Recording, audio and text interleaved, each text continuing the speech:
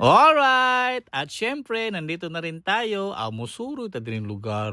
Libre naman ang entrance dito sa Manila, Bewak, Dolomite Beach. Na Sa TV na naman makita ang kahinlo. Tinuod gede kayo.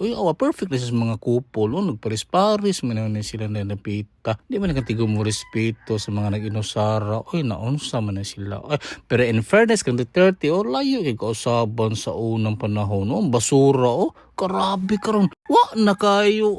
Awa na napito. Amo na siya ang sa US Embassy nga side. So, bawal tayo lalapit dyan. Siyempre, perfect po ni siya og mag-inusara lang ka. Magmuni-muni ba nga nung na siya ming chat. Na ba siya load, na ba siya data. Or muli ba ka kung nalista ba di ba sayang sa plate. Siyempre, perfect po ni siya sa family. Grabe ang friends. Observe mo sa nature na napito. Ang sunset. Grabe. Wala na sa ate. Mauli na sa ate. Siyempre, mauli na napunta. Kay gutom naman, inom na napuntag tubig. Kay syudad ra ba? Alright.